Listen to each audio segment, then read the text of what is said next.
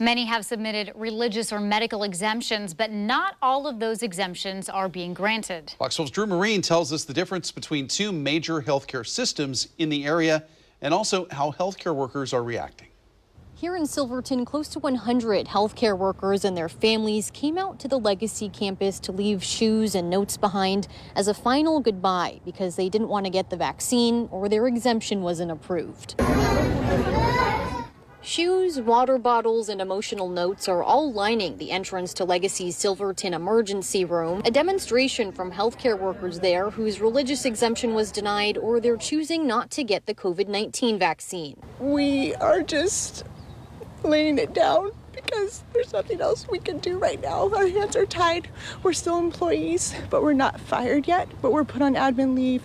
Amy has been with Legacy for 15 years and says she's heartbroken to leave her colleagues and patients, but she's not willing to compromise her religious beliefs to get the shot. This means she's out of a job October 19th, just one day after the state's deadline for healthcare workers to be fully vaccinated. So I went with my religious exception because my body is a temple for the Holy Spirit, and that's what I believe firmly. And to be forced is wrong. It's against our rights. Anyone's rights. I don't care if you're religious or not. The Oregon Nurses Association says they've heard most exemptions at the Silverton Legacy Hospital have been denied, claiming the hospital system is doing blanket rejections. However, a Legacy spokesperson says they have done a thorough review of each exemption.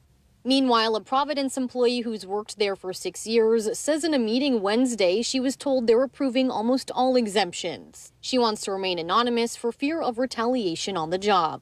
And that the approval rate for those exemptions are at 96.7%, and that they foresee continuing that approval rate of 96.7%. Find that out, that is a very high approval rate, considering that it sounds like the other hospital systems in the region are more at 10% or lower in the approval rate for the religious exemptions. She says she's not only concerned for the health of her patients and colleagues, but that she'll lose several more employees at a time they're already stretched thin. It's just going to create a lot of conflict for staff.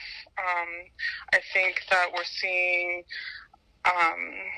caregivers say that they don't feel comfortable working with unvaccinated caregivers. We asked Providence about these numbers, but they say right now 90% of their Oregon employees are vaccinated. That means 2,300 are left, which a spokesperson says means the employees are still waiting for their exemption to be processed, or they haven't decided what to do yet. They don't have exact numbers yet on who has been approved or denied. Legacy employees had to be fully vaccinated by today. Meanwhile, Providence employees have until Monday to get their final shot to be in compliance with the state's deadline of October 18th. In Silverton, Drew Marine, Fox 12 Oregon.